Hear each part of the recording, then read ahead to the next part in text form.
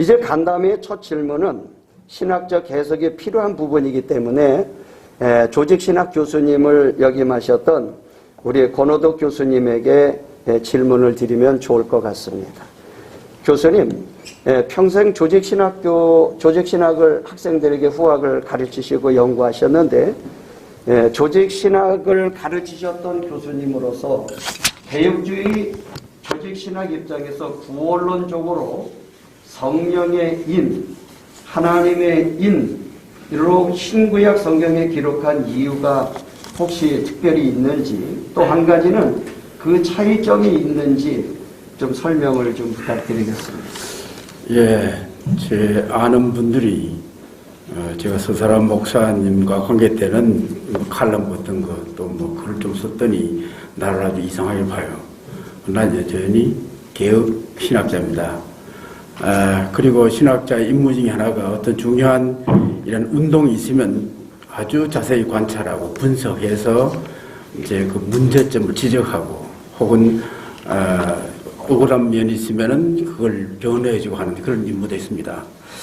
제가 이제 이 질문과 더불어 제가 중요하게 여기는 것은 뭐냐면은 이러한 그 비판가들이 혹은 좀 비난하는 그러한 말하는 사람들이 과연 성경적이냐 하는 것입니다. 사실은 우리 개혁파, 개혁신학은 항상 성경이 모든 판단의 기준이 되었습니다.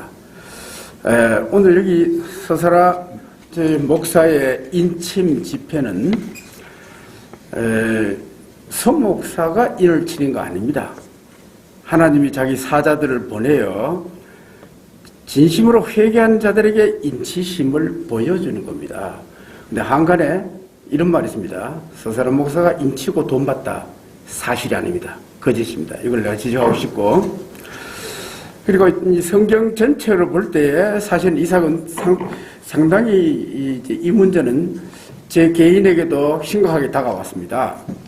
이 내용은 에스겔서 9장 3절 4절 그 내용과 그 다음에 요한계시록 7장의 내용과 연장선상에 있는 것으로 이제 보입니다. 그래서 이제 제가 던지고 싶은 질문은 뭐냐면은 성령의 인과 하나님의 인이 동일한 것인가 하는 것입니다.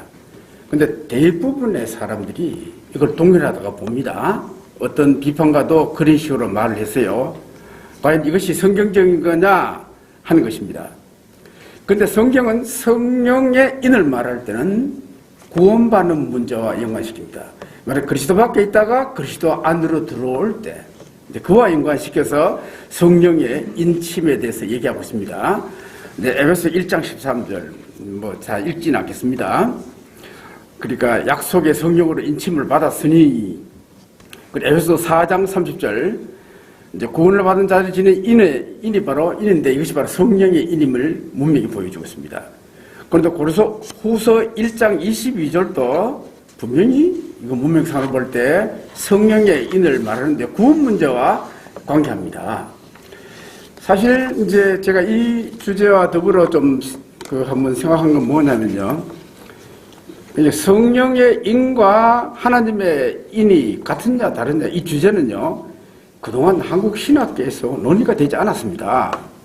그러니까 대부분의 신학자들은 이 둘을 동일한 것으로 봐왔습니다. 지나쳐 버렸어요. 그래서 제가 이걸 한번 살펴봤습니다. 여러분 우리 개혁파 신학자의 유명한 주석가가 윌리엄 핸드릭스였습니다. 이 사람이 요한계시록 주석을 썼죠. 거기 7장에서 이 사람은 하나님의 인을 에스겔서와 연관시키지도 않습니다. 단지 인에 대한 세 가지 특징만 말하고 넘어가 버립니다. 그 다음에 조지 엘던 레트가 있습니다. 이 사람은 전천년, 역사적 전천년 설자의 대표자지요. 미국 풀러의 신약 학자입니다. 아마 돌아가셨을 거예요. 이분은 여기 주석하면서 성령의 인과 하나님의 인 사이를 구별하는 데는 관심이 없고 단지 이렇게 말합니다. 여기 하나님의 인은 구원 사건이 아니라 하나님의 백성들이 하나님의 진노로부터 보호를 받는 문제와 연관시킨다. 이렇게 얘기했습니다. 제가 인용하겠습니다. 하나님께서 인치신 자들은 하나님의 진노의 쏟음으로부터 안전하게 보호를 받을 것이다. 비록 그들이 순교를 당한다 해도 이렇게 표현했어요. 그러니까 성령의 인과 하나님이 다르다는 거죠. 그리고 사실은 이 성경 문맥으로 봐도 이 하나님은요, 하나님의 종들입니다. 비기독교인이 아니라 종들의 이마에 친다는 걸 이제 표현한 걸 보아서 이거 성령의 인과는 좀 다르다 이렇게 볼 수가 있습니다. 그래 몇 가지 이제 주석을 내가 한번 살펴봤는데, 그 유진 보링이라는 사람은 이제 미국에서 이제 교수와 설교를 위한 성경 주석 시리즈가 있습니다. 상당히 많이 알려진 그런 시리즈입니다. 여기서 그 요한계시록 7장 1절에서 8절에 나오는 하나님의 종들의 이마에 인치는 것을 이게 에스겔서 9장 3절과 일치함을 전제하고,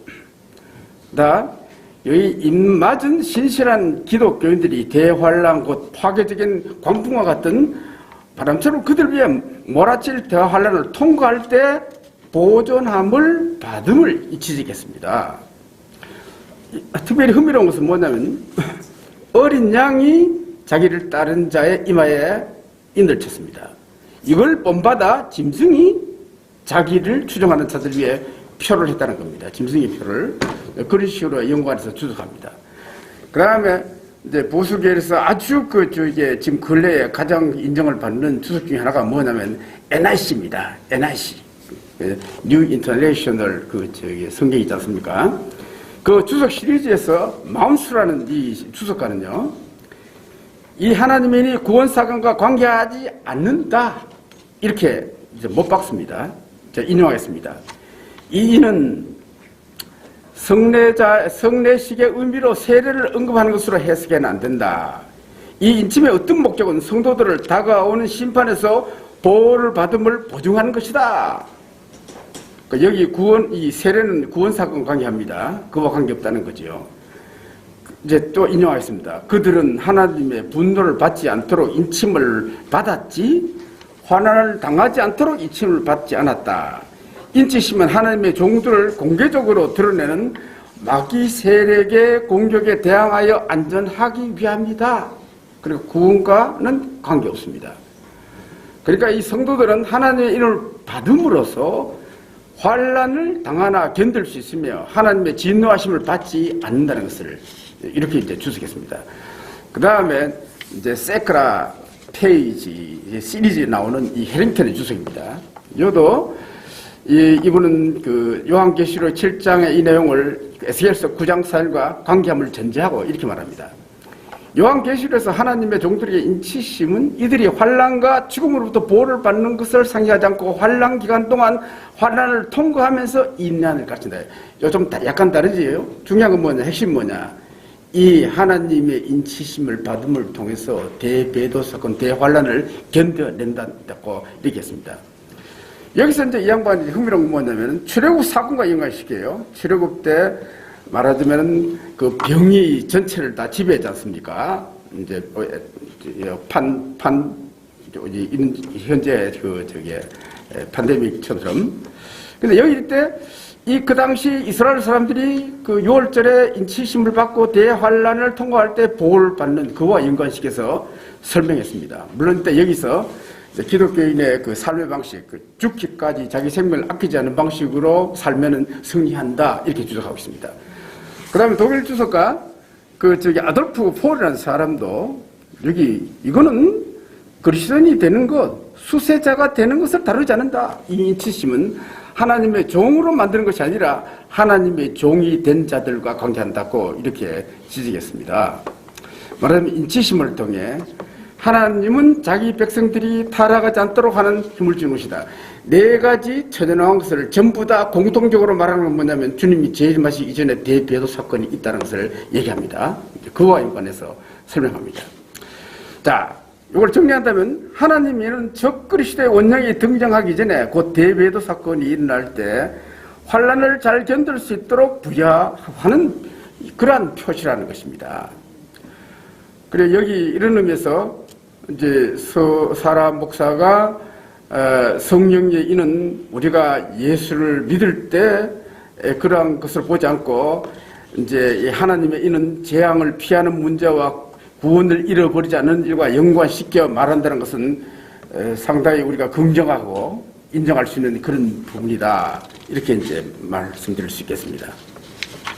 네, 교수님 설명을 들으니까 목회를 오래 한 저로서도 이게 잘 들어야 이해가 될 만한 일이고 한 이야기인데 아주 잘 풀어서 또 예를 들어서 설명을 해주셔서 감사합니다. 우리 한국 교회와 목회자들 그리고 성도들도 건강한 신앙과 교회 생활을 위해서 이런 것들을 좀 잘 알고 자기 상식에 맞는 말들을 많이 안 했으면 좋겠다 하는 생각이 듭니다.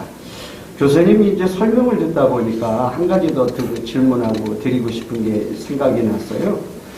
서사람 목사는 하나님의 인사역에 천사들이 나타나서 성도들의 이마에 먹물로 십자가를 그리는 걸 보았다 하였는데 우리 교수님께서는 이것을 에스겔 9장의 먹물로 이마에 표하는 사건과 매우 밀접한 관계가 있다 이렇게 이제 한번 설명을 하셨었는데 이 부분을 한번 주경신학적 입장에서 한번 설명을 더 드리고 싶어요.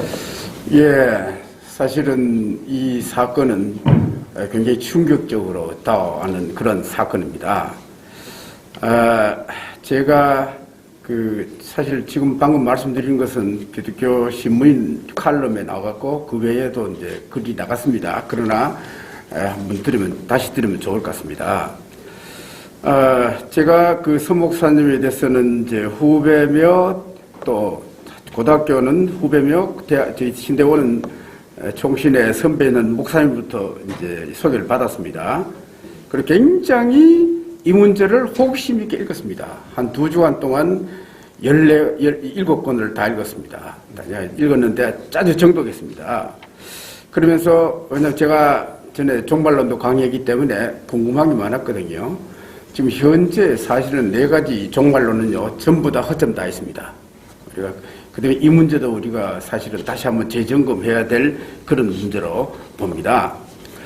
그래서 한 번은 제가 주로 이제 지방에 있는데, 제가 이제 대구 천안을 오가는데 한 번은 제가 있는 데서 서 목사님이 집회한다는 소식을 들었습니다. 그래서 제가 살짝 가봤습니다. 가서 설교를 들으니까 이제 서 목사의 설교에 관심이 뭐냐 하면은 어쨌든 성도들을 잘 신부로 예수님의 신부로 준비해서 천국에 들어가야 된다. 이걸 가르친 걸 제가 보았습니다. 뭐 거기에 대해서는 물론 누구든지 다 관심을 가질 일이죠. 그다음 밤에는 소위 인치는 이거 사역이 있다, 이거 집회가 있다는 얘기가 들었습니다. 저는 시간이 없어 오고 마침 거기에 지인이 한 분 있었어요. 그래서 한번 참석하고 그다음 구체적으로 저한테 이제 설명 좀 해달라고 했습니다. 그래서 이제 나중에 이제 그분한테 이제 들었는데 설명을 주고 사실 매우 놀랐습니다. 아주 놀라웠습니다. 집회에서 이제 서 목사가 영환으로 하나님의 사자들이 참 회개하는 하나님의 백성들 이마에 십자가를 그린다는 겁니다. 마치 엘리사가 영환으로 천군 천사를 두른 것을 보았지 않습니까? 그것을 보았다는 거예요. 근데 요한계시록 7장은 이마에 십자가 그린다는 말이 안 나옵니다. 그냥 인친다는 말만 나옵니다. 그럼 이 십자가란 말이 과연 맞는 거냐 아닌 거냐 하는 겁니다. 놀랍게도 이제 서 목사가 묘사한 장면은 에스겔서 9장 3절, 4절하고 똑같습니다. 놀랍게도 우리 이걸 주목해야 됩니다. 네? 그리고 그룹에 머물러 있던 이스라엘 하나님 영광이 올라 성전 문지방에 이르더니 그 가는 베옷을 입고 서기관의 먹것을 찬 사람을 불러 이르되 너는 예루살렘 성읍 중에 순행하여 그 가운데 행하는 모든 가증한 일로 인하여 탄식하며 우는 자들 이마에 펴라 했습니다. 그런데 에스겔서 9장은 이 인을 이게 십자가인가 하는 겁니다. 근데 이제 제가 이 구절을 사전에 좀 알고 있었습니다. 이게 어떻게 1912년 여름인데 그때 이제 고 최연 박사님 구약학자지요. 아주 유명한 구약학자입니다. 이분이 한국에 처음으로 히브리 원문에서 우리말로 성경 번역했습니다. 새 지문 하나님의 말씀이에요. 이 양반 한 분이 그때 만나가지고 하는 말이 뭐냐면은 구약에서 유일하게 십자가가 있는데 그것이 바로 이 구절이다 딱 얘기하더라고요. 그래서 자기는 이걸 번역할 때 곱셈 표시했다 이렇게 말하더라고요. 그리고 왜 그러면 여기에 십자가가 없사라느냐? 유대인들이 십자가를 싫어한대요. 이 양반 말로는 그래요. 사실 이 에스겔서 9장 4절에 이마에 펴하라 우리말 번역 그렇습니다. 그러면요 사실 원문이 이렇습니다. 이마에 타오를 그리라. 타오는 히브리 문자의 제일 끝문자, 영어로 하면 Z입니다. 제일 끝자입니다. 그래서 이제 여러 가지 번역 성경을 내가 한번 봤습니다. 대부분 이마에 펴하라 그대로 번역됐어요. 내가 보면 종교개혁자들도 여긴 관심이 없었습니다. 근데 독일어권에 아주 유명한 성경이 있습니다. 찌오리시 비벨이라고 아주 유명한 대부분 신학자 내지는 이제 신학생들이 이 성경 봅니다. 제가 그걸 한 권 가지고 있어요. 거기는 십자가를 그리라 이렇게 표현되어 있어요. 예. 그 다음에 여러 가지 추석도 봤습니다. 그 중에 카일 델리치. 여러분, 델리치는요, 유대인입니다. 유대인으로서 루터 신자가 된 거예요. 루터파. 그는 이 표를 십자가라고 지적합니다. 이분은. 카일과 델리치는 본문의 타우가 히브리 알파벳 나중 그림을 지적하면서 히브리 초기 문헌에서는 십자가 형태를 지녔다고 잘 지적합니다. 맞는 말이죠. 그리고 놀랍게도 NIC, 아까 NIC 주석이 좋다고 그랬지 않습니까? NIC OT, 이건 올테스트 구약입니다. 거기에 이제 주석가가 블록이라는 사람이 있습니다. 블록인데, 블록. 이 사람은 이걸요, 십자가 형태, X표 형태로 되어 있다. 그리고 아람어로 현대 지금 우리가 살고 있는 히브리 성경은요, 나중에 나오는 겁니다. 그건 아람어의 문자입니다. 이걸 빌린 거예요. 그 하기 전에는 X였다. 딱 지적했습니다. 그래서 저는요, 갑자기 뭘 생각나느냐면은, 제가 독일 유학 때, 처음에 히브리어를 배울 때, 그때 사용한 문법책이 생각났습니다. 그 당시 대부분의 신학교에서는요, 독일의 유명한 히브리학자, 에른스트 예니 있습니다. 누군지 다 압니다. 에른스트 예니. 이 사람 문법책을 공부했는데, 이 양반은 독일의 유명한 구약 주석가 베스트만과 더불어 2권으로 된 히브리어 사전까지 저술한 바 있습니다. 얘네는 이 문법을 설명하기 전에 그 앞에 서론 부분에서 히브리어가 어떻게 발전해 나온가를 설명했습니다. 그래서 문자, 발전사 도표를 제시했어요.